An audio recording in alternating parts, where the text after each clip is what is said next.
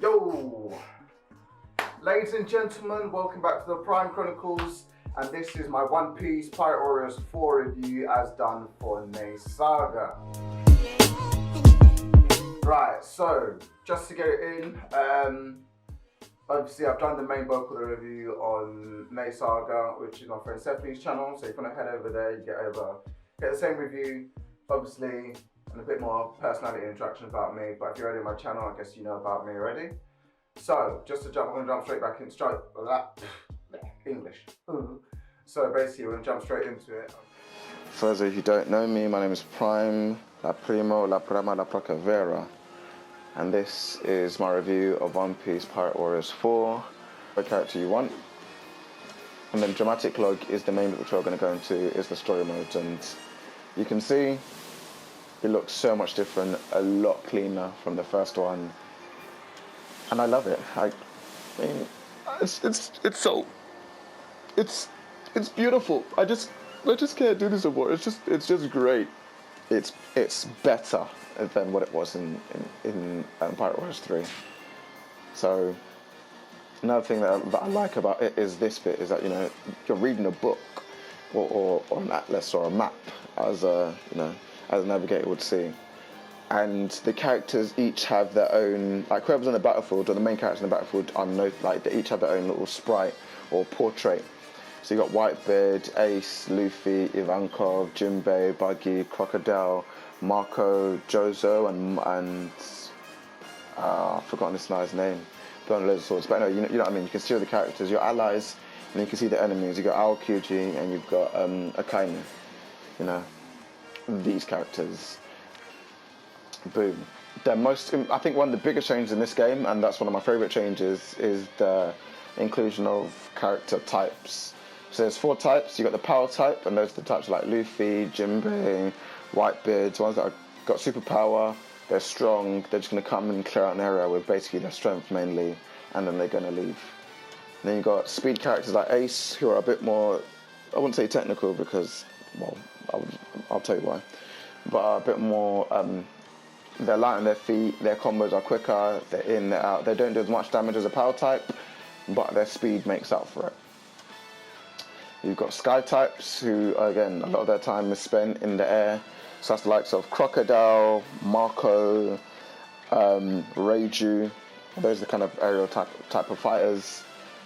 And their best abilities and their skills and abilities come to light when they're in the air. Like all their air combos are sick, like they're bloody amazing. Like there are some wonderful combos in there. Crocodile, again, one of my favourite characters, but yeah, man. So putting him as a sky type has kind of made me want to play as sky types a little bit more.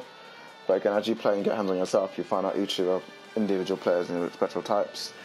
But then the last one that's not on here, but also the most notable in mentions and my favourite character type is the technical type. Now, technical type is different from the other types in the sense that they're kind of tricksters in the way they fight. A lot more of their combos are off the cuff. They branch out a lot more. They're varied by holding onto the triangle button, which is their strong attack button, and you can easily counter them by potentially going back to a square button in some cases. So a lot of the technical types are Boa Hancock, Usopp, and Aokiji. So you kind of see the general mold and ilk type that we're going with there. But we're going to jump straight into this arc, and I'm just going to pick, my favourite character, Luffy, for this fight, not overall.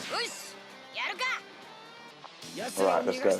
So a couple things to note up front, from those who have played Dynasty Warriors games and those who have played the previous game, is to notice the change the heads-up display. Again, there's a lot more space, it's a lot cleaner. There's a lot more focus on you in the middle of the screen. Everything's been pushed around to the outskirts. As you can see, bottom right you've got the map, again which most people would need.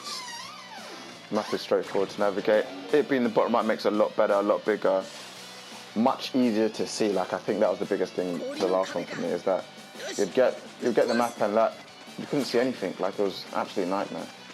So yeah, so there's some characters, like I said, you're never gonna be able to beat no matter what you do.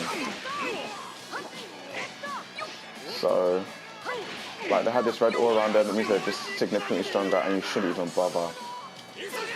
But I'm going to provoke because I'm a badass and I got this.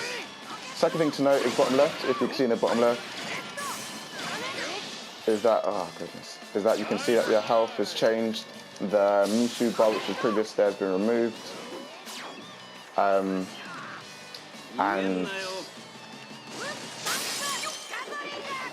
you don't need to you don't need to press the circle button anymore. So that's not happening. And then the R1, so like we're talking about your moves, if you boot R1 you can see them. It gives you the opportunity just to focus a bit more on the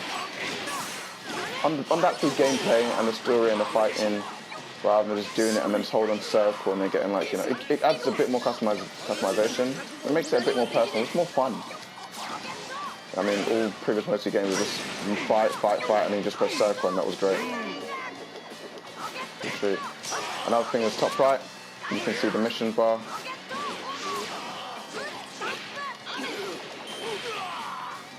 Missions bar, and the missions obviously, as you progress through the story, it changes.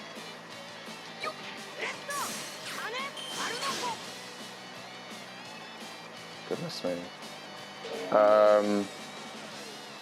Another good thing to note is, another thing that makes the game a little bit more difficult compared to previous games,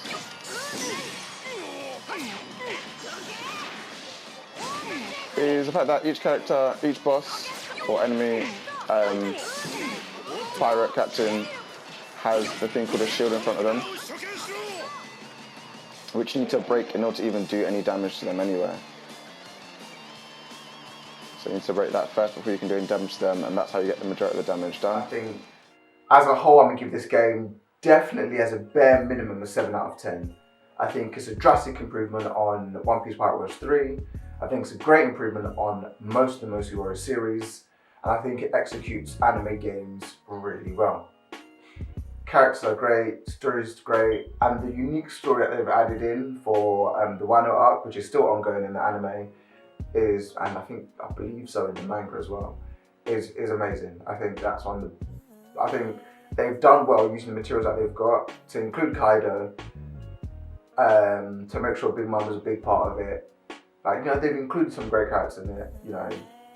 It's unfortunate you can't play with Jack, but I mean, it's whatever, you know what I mean? It's whatever, you deal with it. But I really love that arc is unique, and hopefully it's not anything to do with the story, because, you know, I'm only watching the anime and I refuse to read the manga, because I like watching the slow-paced nature of it, as much as I hated it before, but I think it's nice to binge and catch up in bulk. So overall, One Piece Pirate Warriors is definitely a 7 out of 10 for me. I would recommend it for any One Piece fan, any Dynasty Warriors fan, anyone that wants to see how anime games could be executed in a kind of hack and slash massive brawler environment.